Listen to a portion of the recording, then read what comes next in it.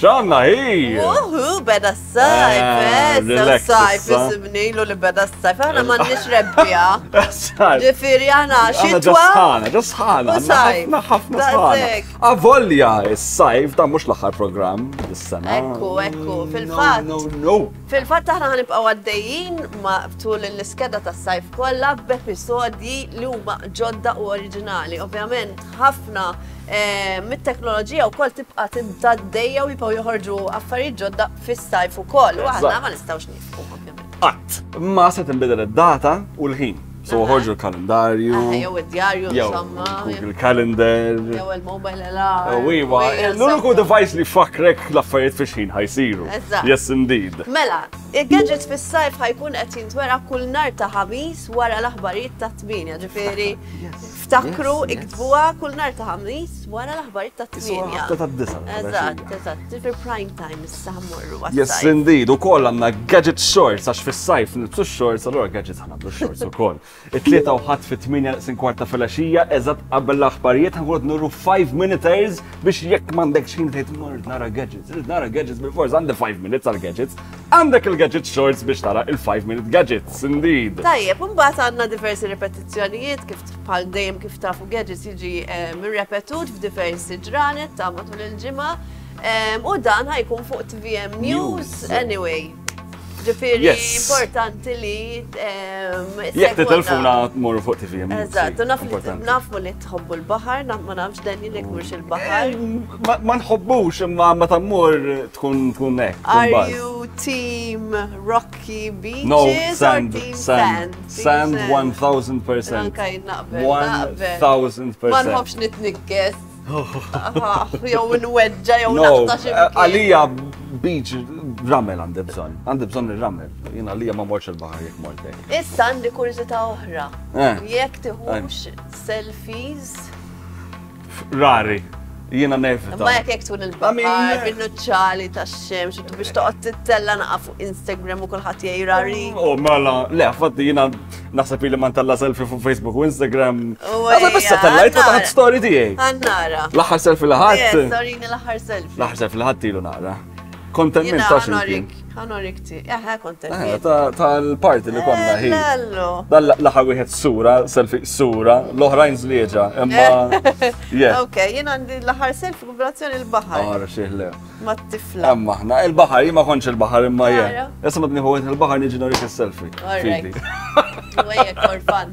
Yes, indeed. Mela, issa ħammorru, ħammorru. Niltaqa' mad-duo, The New Victorians. Oh yes, eżatt. New Victorians ħarġu album ġdid, pero din id-darba ħaj jagħmlu launch vera differenti. Għax hija launch interactive. It's the first interactive album tagħhom. Alright, u li qatt naħseb rajna għaw Malta. Konċetti hekk rajt barra Malta u meta taħdem ħafna. Tuża l-medium kollha qed ngħidlek.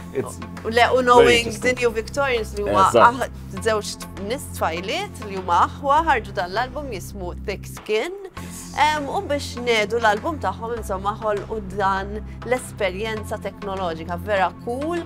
Ġifieri bqgħu hemmhekk ħanaraw ftit wara l-kwinti tagħha u kif ħadd tiżvolġi insomma dan il-launch. U kont ħaniltaqgħu ma' Isaac Rapa, Diabetic Type 1 fejn dan kellu jitlaq minn Malta jmur Amsterdam ġast biex ikun jista' jkollu aċċess għal dal device partikolari li tirregolalu t-sokkor. Vera interessanti, ibqgħu hemmhekk wara daw is-60 sekonda. Il-Go Secure Net għandu inkluż miegħu servizz ta' Parental Control fejn inti tista' tipproteġi t-tfal tagħkom minn siti li huma għall-adulti bħal dawk tal-gambling, dating sites u ħafna aktar. Kif tistgħu taraw tistgħu tixelu jew titfu dan is-servizz b'din il-buttuna u dan kollu jsir mingħajr ħla żejjed. Żuru l-website tal-Go għal iktar informazzjoni fuq Go Secure Net. Dan is-servizz huwa disponibbli għal dawk kollha li għandhom Go Home Internet jew Freedom Mobile Plan. Issa wasal il-ħin li niltaqgħu ma' The New Victorians u l-album il-ġdid tagħhom Thick Skin. Nadja marret tiltaqa' ma' dan id-duo ma' tech team li ħadem fuq l-interactive album tagħhom u ħannaraw ftit il-proċess kif sar.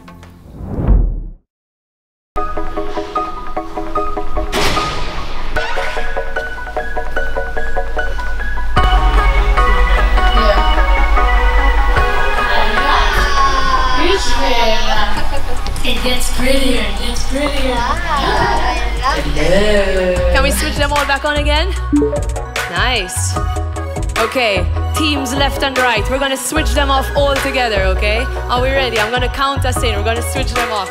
3, 2, 1. Hang on. 6, 7, 8. Oh, we give you a bouncer. Mela, l-album Thick Skin.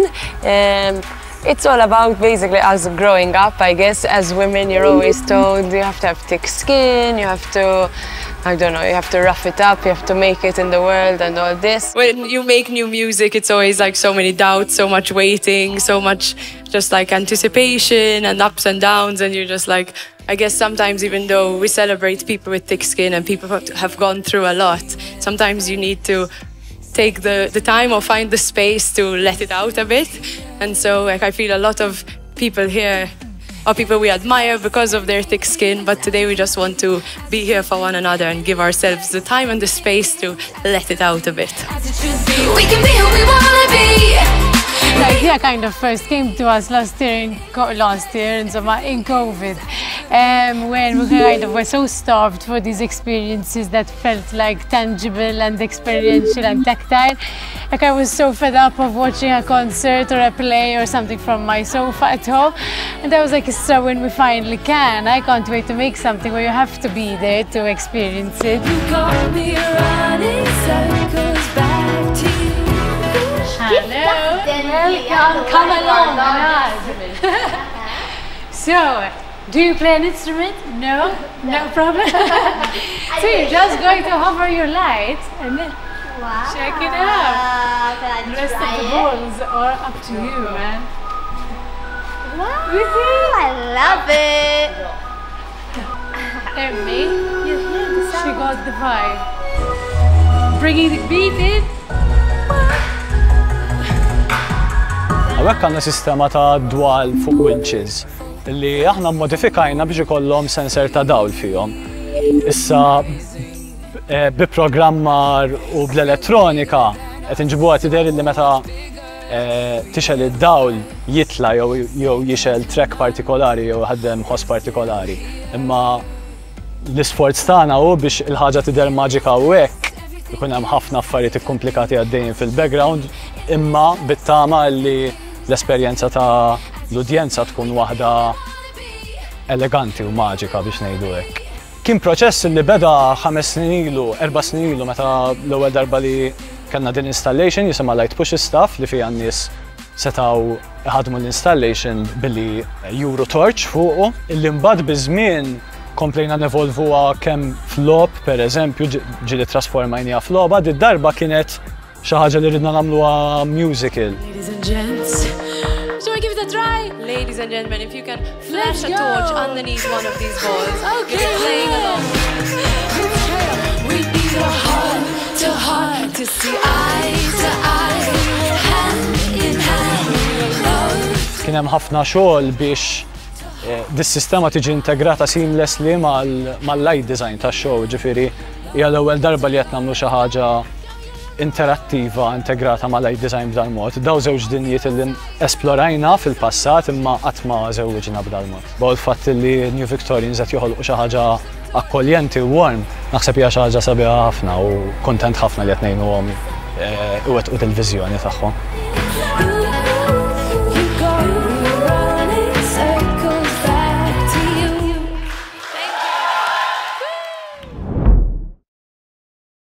Running in circles. Jiġri l-ewwel bis-selfies. Running in circles. Issa bil-kant u dance maneuvers.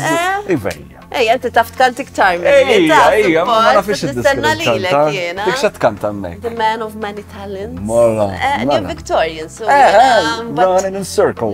Nidħol fija. Ejja ġisu mor li miss. Mela ejja mor naraw dal-features li miss ħatoqgħod naqra iktar attent u iktar kwiet.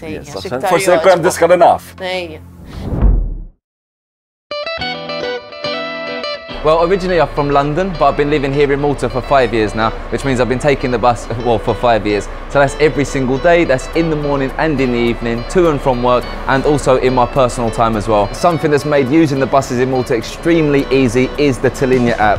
So with this app, I can search up the bus stop that I'm waiting at now, I can search up the destination to where I'm going, and also it will give me a live feed on where the bus is. So this one normally on my working days becomes very useful, because in the morning sometimes I'm in a bit of a rush, and when I see the Talinya app says 2 minutes until the bus is coming, I make sure I run outside the door, and at least then I have no queue or no waiting around as well. I'll get straight for the bus. So guys, especially if you're going to be using the public transport, the Talinya app is a must to make your life a lot easier.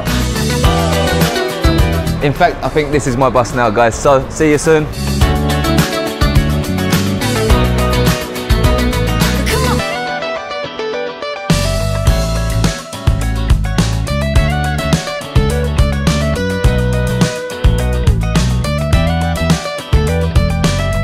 The main difference for me taking the buses in Malta to London is they're a lot cheaper.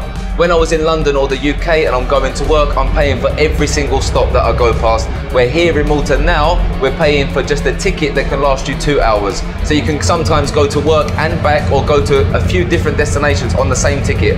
So that's the first amazing benefit. And now in October, they're going to be making the buses free for anyone who has the card and is a resident.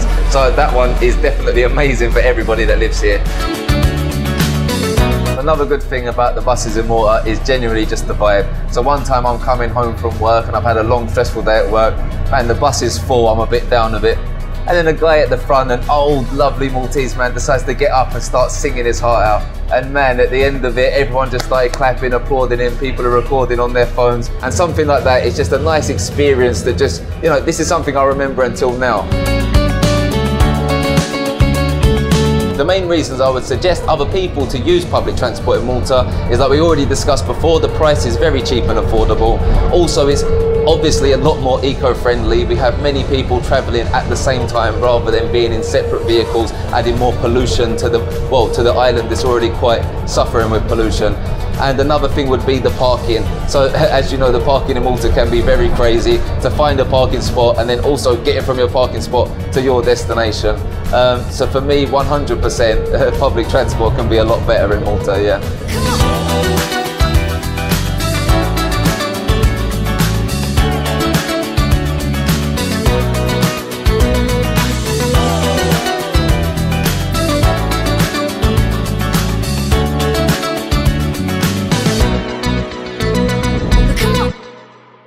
Rachel, meta tkun qed tagħlaq l-organic?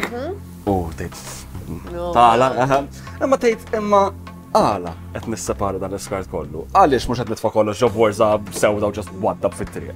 Vera, għala. Sagrifiċċju kollu. Sagrifiċċju. Ħansiru nafu wara l-break hi. Għodu hemmhekk u tkunu tafu qed nagħmlu dal-effert kollu. Ejja, naraw. Dal-waqt fuq gadgets. Ġifieri mhix xi ħaġa li qiegħed waħdek, hemm ħafna nies li jbagħtu mit-sokkor u mhux xi ħaġa li taħbi għax hija parti minn ħajtek, jiġifieri.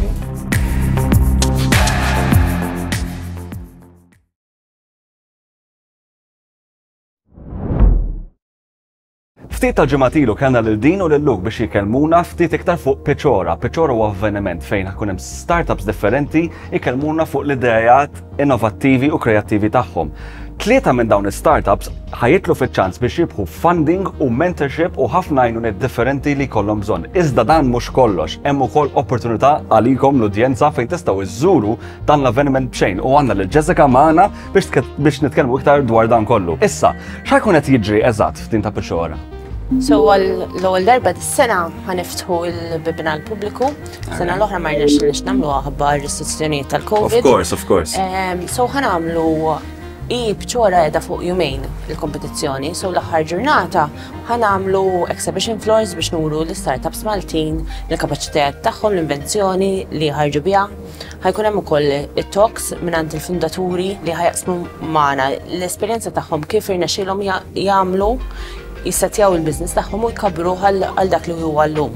So nies li għandhom l-idea li jiftħu l-negozju tagħhom ħajjiġu ispirati minn dak l-istejjel. Nies li jkunu qed jgħidu isma' jien rid nibda startup jistgħu jmorru hemm u jieħdu l-idejat u jiġu inspirati. Ħajkun hemm ukoll ħafna mill-kollaboraturi tagħna ħajkunu qed jorganizzaw panels fej huma ħajkunu qed jiddiskuti topics relevanti mal-startup, so jekk huwiex ostakli biex tibda, jew nkella jekk huwiex kif nażel l-ewwel impjegat, kif immur il-banku nieħu conversation magħhom. Ħanaraw ukoll minn l-investituri nnifisom x'qed tfittxu ġol startups biex ikunu ħafna informazzjoni utli għal meta jibda startup, alright. Jisna qed nippruvaw nġibu l-ekosistema kollha f'daqqa u nuru li Malta hija lesta l-startups. Eċċellenti, u għal min hu maħsub dan l-event u għalfejn għandhom jiġu n-nies? U maħsub għal jisu tlet tipi ta' nies. Jew inti investitur u tixtieq tara l-startups Maltin fejn qegħdin. Li ħajkunu ovvjament kollha ħafna minnhom hemmhekk. Fundaturi jew nies li qed jaħdmu ma' xi ħadd bħalissa jixtiequ jiftu rashom sew biex jitalmu jiġi ispirati mill-istejjer taħt ieħor, jew nkella forsi xi ħadd li jrid ibdel l-impjieg. U jixtieq imur xi ħaġa jara invenzjoni ġdida u forsi jieħu l-opportunità li jkellem lill-startups biex imorru jaħdmu magħhom. Interessanti, u dan l-avveniment huwa b'xejn u xejn, imma n-nies iridu jirreġistraw minn qabel? Mal-kollaboraturi tagħna rna xilna nżammuha b'xejn. Imma l-restrizzjoni tas-sala hija kif inhi, so l-avveniment ħajsir fit-29 ta' Lulju. Biex tirreġistra tidħol fuq piċora.com hemm il-tab Piċora Talks. Il-post huwa l-Università tal-Antika tal-Belt. Ħajkonna l-kuraturi bil-boots, is-sala ħajkollha it-talks ġo fiha. So it's a first come first basis. Eżatt. Dawk kollha li huma interessati jirreġistraw qabel ma jitilfu l-post. Eżatt. Tajjeb wis. Thank you ħafna Jessica. Issa ħaniltaqgħu ma' żewġ studenti li s-sena l-oħra ħadu sehem fis-Cyber Challenge u l-applikazzjonijiet reġgħu nfetħu. Araw ftit. Ta' kull sena il-Mita jorganizzaw National Cyber Security Challenge, tip ta' kompetizzjoni fej kull min huwa reġistrat jista' jikkompeti individwalment f'12 challenge u huma relatati ma' cyber security. Is-sena l-oħra tnejn mill-parteċipanti kienu Axel Kurmi u Luke Bjorn Sherry. Axel għadu kif gradwa mill-Master's Degree in Computer Science ġewwa l-Università ta' Malta u bħalissa qed jaħdem full-time bħala software engineer. Huwa pjuttost ġdid fid-dinja tas cyber security. Axel, jekk kellek tiddiskrivi l-esperjenza tiegħek f'din il-Cyber Security Challenge tal-Mita f'tliet kliem, x'kont tuża? Kienet challenging għax id-diffikultà ta' kull task kienet varja. Kienet educational għax meta solvi task titgħallem minn dak il-proċess u wkoll kienet rewarding għax meta solvi task ikollok ċertu sodisfazzjon. Kif taħdem din l-isfida? Kull min jirreġistra għandu 3 ġimgħat biex jagħmel kemm jista' possibbli challenges. Issa kull challenge għandu ammont ta' punti differenti, ovvjament iktar tagħmel, iktar ikollok ċans tkun fil-quċċata tal-klassifika. Fost challenges kien hemm web security fejn pereżempju għandek website u tixtieq tara x'weaknesses għandha. Għandek pereżempju mobile security task fejn għandek mobile application u l-istess tixtieq exploit il-weaknesses tagħha. U pereżempju għandek reverse engineering fejn pereżempju għandek program li jista' jkun virus u tixtieq tara kif jaħdem under the hood. Min jiġi l-ewwel jieħu 500 euro, min jiġi t-tieni jieħu 300 euro u min jiġi t-tielet jieħu 200 euro. U mhux hekk biss, 20 minnhom għandhom iċ-ċans jipparteċipaw ġewwa bootcamp ma' esperti fil-qasam fejn hemmhekk ħajjitalmu jipprattikaw iktar. Minn dawk l-20, 10 minnhom għandhom iċ-ċans jisifru ġewwa Vienna biex jirrappreżentaw il-Malta ġol European Cyber Security Challenge. Kollox imħallas mill-Mita. Infatti Axel u Luke Bjorn diġà kellhom l-opportunità jirrappreżentaw il-Malta ġewwa Praga. Luke Bjorn bħalissa qed jagħmel il-Bachelor's Degree ġewwa Computer Science u interessat fil-cryptocurrencies u wkoll ovvjament fis-cyber security. Luke, tista' tispjega li ftit l-esperjenza tiegħek ġewwa Praga? Iva, fi Praga kien hemm il-European Cyber Security Challenge fej kien hemm tilmiet minn madwar l-Ewropa ġew kollha f'post wieħed fi Praga u konna qegħdin ġo sala u f'din is-sala kien hemm mejda għal kull tim u ovvjament kien hemm mejda għal tim Malti wkoll u fuq jumej għadna insolvu challenges bħala parti mill-competition. Kien hemm xi mument partikolari li vera bqajt tiftakar? Bqajt niftakar partikolarment x'insolvejt waħda mill-challenges tal-Androids u xejn ġibt il-flag hija proof li solvejt il-challenge li submittjajta u fuq l-screen tas-sala teles li Malta solvit il-challenge u dik kienet satisfying għalija. Jekk kellek tgħidli xi ħaġa li tallimt waqt din il-kompetizzjoni u anki forsi kif ħatajnek fil-karriera tiegħek. Xi ħaġa li tallimt kienet kif tuża Google biex tfittex xi dettall partikolari li trid issib eżatt. Ġifieri mhux Google ngħidlek ħan nfittex it-tratt imma tużah iktar kif tista' b'saħħtu. Hemm xi ħaġa jgħidula Google Dorks fej il-Google Frog ittieħ kliem ġast ittieħ il-phrase eżatt li trid issib f'ċertu websites. U jitallgħalek dawk il-websites kollha li għandhom dik il-phrase fihom. U naħseb affarijiet bħal daw jistgħu jgħinuk ukoll fil-karriera tiegħek u inti kont qed tistudja dak iż-żmien. Eżatt, hija kont qed nistudja l-computer science fl-università u issa prattikament spiċċajt għax-xogħol qed is-sena.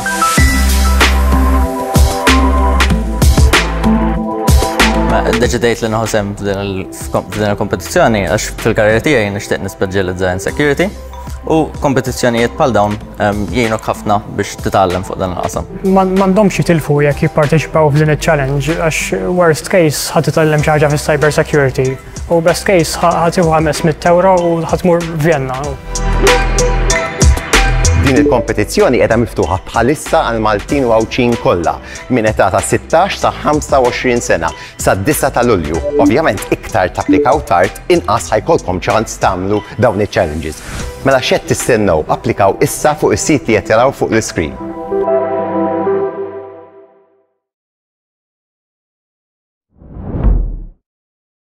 Issa ħammorru għal feature li jmiss, dan huwa feature interessanti ħafna, speċjalment għal dawk kollha li jbagħtu minn diabetes type 1. Dan l-persuna ħantaqgħu miegħu Isaac Rapa telaq litteralment minn Malta, ġifieri mar jibni ħajja ġdida ġewwa Amsterdam, telaq lill-familja, saħansitra tgħix long distance relationship sabiex ikollu ħajja aktar komda u ħajja aktar normali biex billi permess li sab dan il-gadget li sfortunatament mhuwiex available hawn Malta u allura biex jgħix il-ħajja tiegħu iktar komda. Bena ħajtu ġewwa dan il-post fejn jista' jsib dan il-gadget ta' li jgħinu bil-kundizzjoni tiegħu ta' diabetes type 1. Yes, naraw dan kollu wara l-advert break, b'għu hemmhekk. Dalwaqt fuq gadgets. There is no one way you can manage diabetes. Everyone has his own way and method of dealing with it. Wara li tibda tirrealizza li din hija kondizzjoni li ħaġġor miegħek ħajtek kollha, tittara kif ħataffaċċja.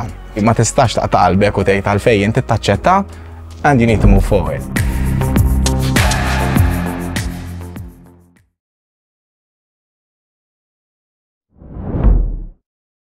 Issa ser niltaqgħu ma' Isaac Rapa u ħanaraw ftit l-istorja tiegħu ta' kif jgħix ħajtu bil-kundizzjoni tad-dijabete. Jiena Isaac Rapa, għandi 28 sena, noqgħod Amsterdam u inni 20 sena type 1 diabetic.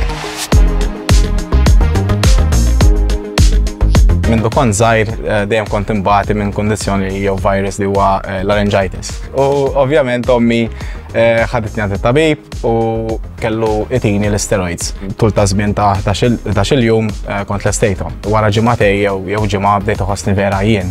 U dehydrated, ġifieri dejjem kollha mmur it-toilet. It-tabib għamilli naqa' testijiet u fl-aħħar kien iċċekkja li sokkor.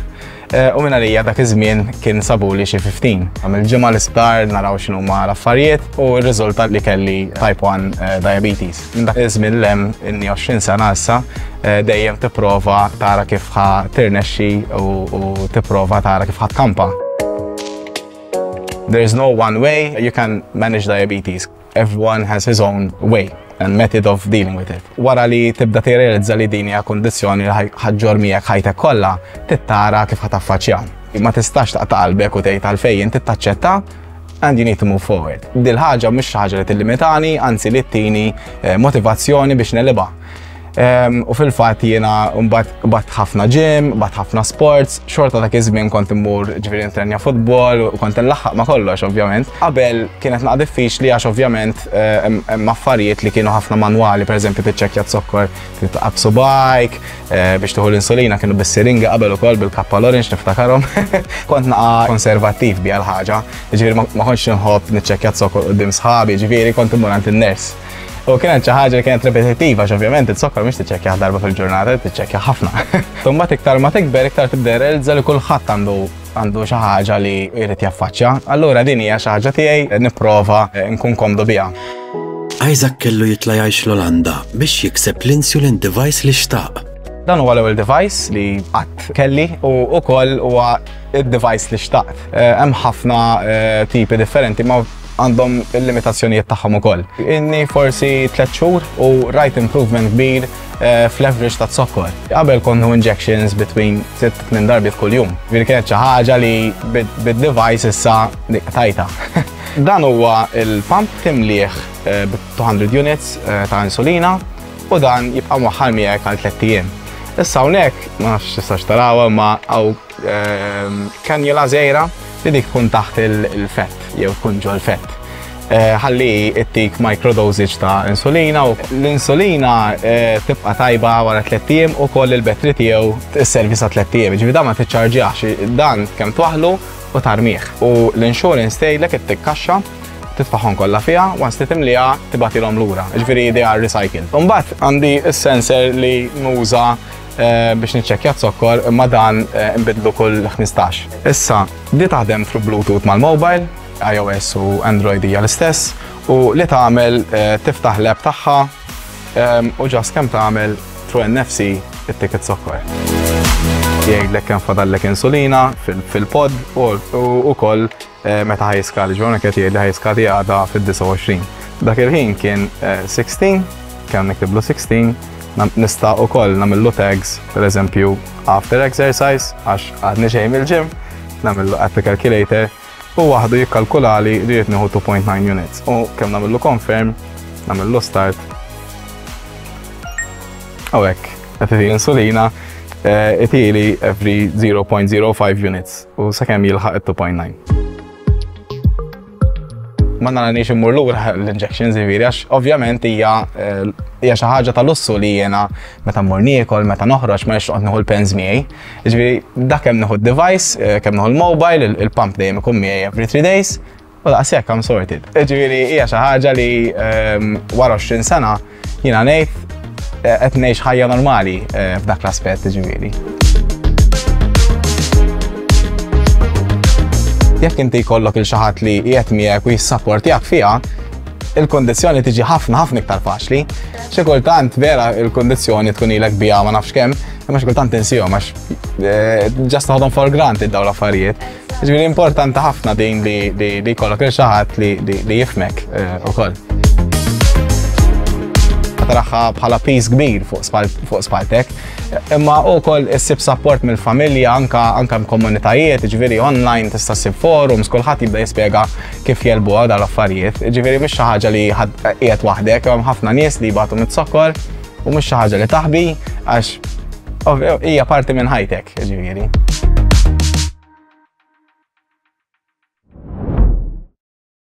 Jiena nibqa' niffaxxina ruħi fejn wasalna f'kull tip ta' qasam tal-mediċina.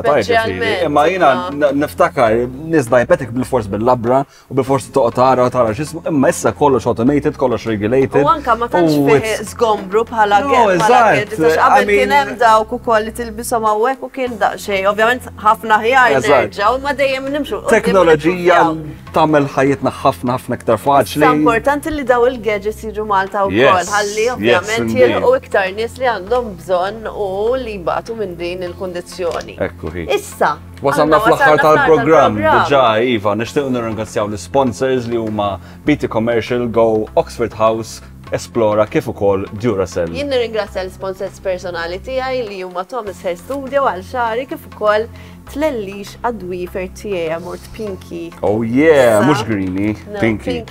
Pinky. Nafx qed ngħid. Jien baqa' zero. Jara, ħanċempillu nerġa'. Għadha badu ċempillu, ħanikxfuh. Jiskarta, jgħod jiskarta, jgħid u Iwem Daniel. Jgħod jassumi li jew jien.